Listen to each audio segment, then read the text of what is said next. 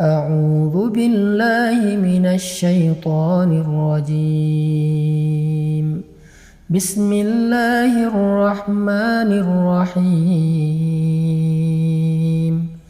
تبارك الذي بيده الملك وهو على كل شيء قدير.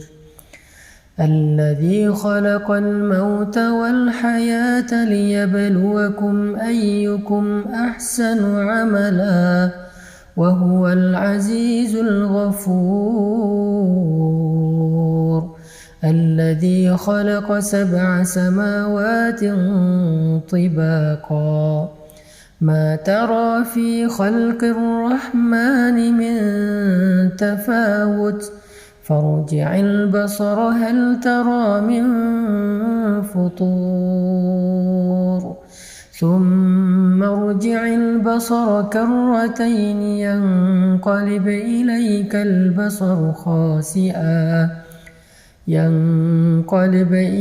البصر خاسئا وهو حسير.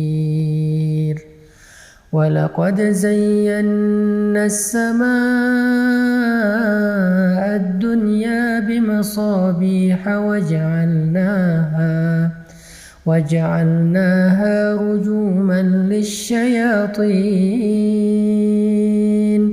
وأعتدنا لهم عذاب السعير. وللذين كفروا بربهم عذاب جهنم وبئس المصير. إذا ألقوا فيها سمعوا لها شهيقا وهي تفور تكاد تميز من الغيظ كلما ألقي فيها فوج سألهم خزنتها ألم يأتكم نذير. قالوا بلى قد جاءنا نذير فكذبنا وقلنا ما نزل الله من شيء إن أنتم إلا في ضلال كبير. وقالوا لو كنا نسمع أو نعقل ما كنا في أصحاب السعير فاعترفوا بذنبهم فسحقا لأصحاب السعير. إن الذين يخشون ربهم بالغيب لهم مغفرة وأجر كبير. وأسروا قولكم أو اجهروا به إنه عليم بذات الصدور. ألا يعلم من خلق وهو اللطيف الخبير. هو الذي جعل لكم الأرض ذلولا فامشوا في مناكبها وكلوا من رزقه وإليه النشور. أأمنتم من في السماء أن يخسف بكم الأرض فإذا هي تمور أم أمنتم من في السماء أن يرسل عليكم حاصبا فستعلمون كيف نذير. ولقد كذب الذين من قبلهم فكيف كان نكير. أولم يروا إلى الطير فوقهم صافات سماوات ويقبضن ما يمسكهن إلا الرحمن إنه بكل شيء بصير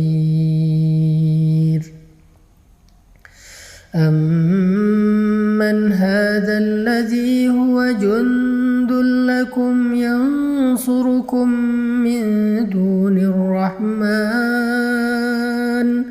إن الكافرون إلا في غرور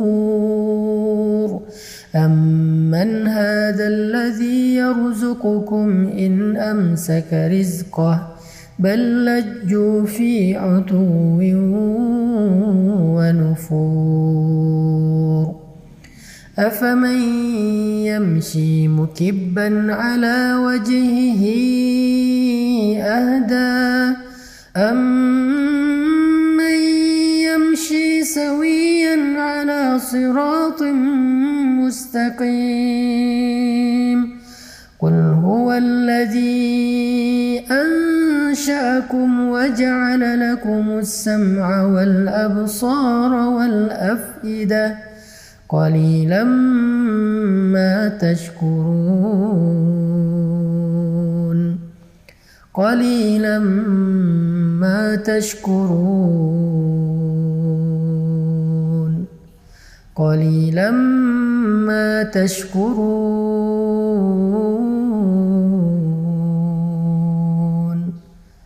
قليلا ما تشكرون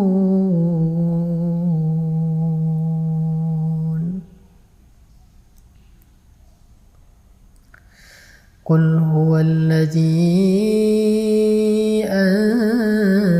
أنشأكم وجعل لكم السمع والأبصار والأفئدة قليلا ما تشكرون قليلا ما تشكرون.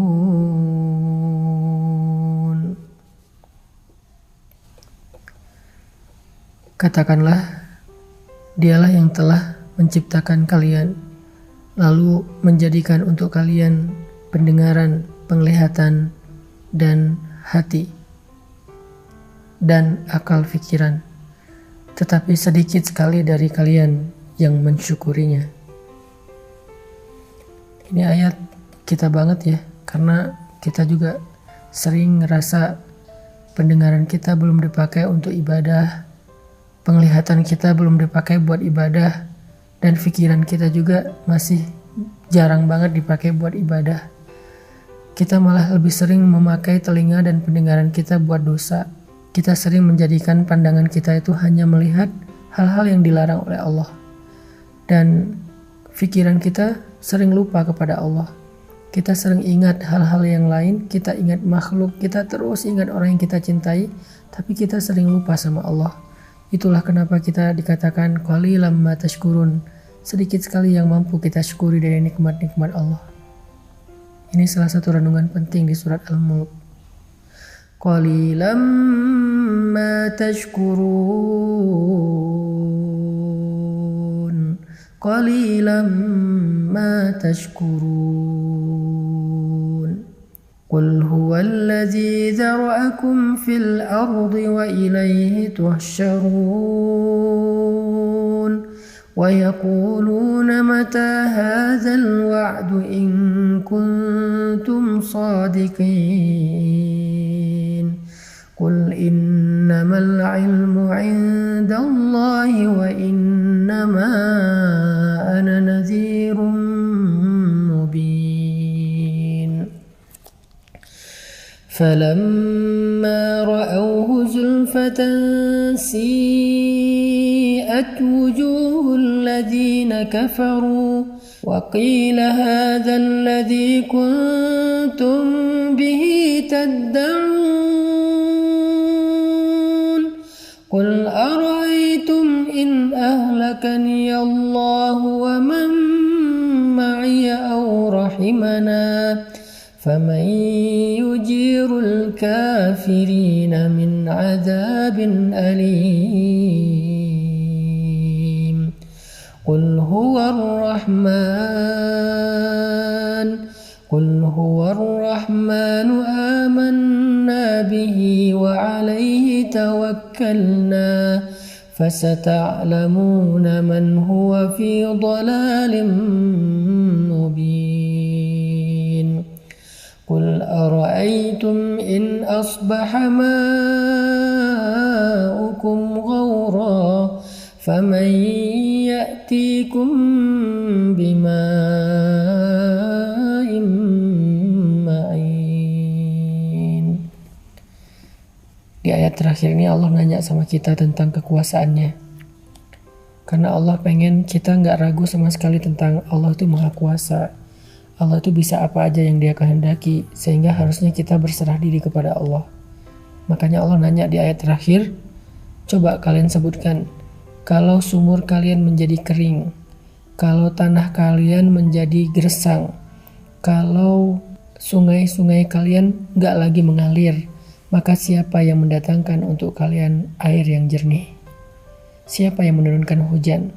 Siapa yang menjadikan tanaman-tanaman kita bisa tersirami dengan air lalu tumbuh dan kita menikmati hasilnya? Siapa yang menjadikan sumur-sumur kita menjadi penuh?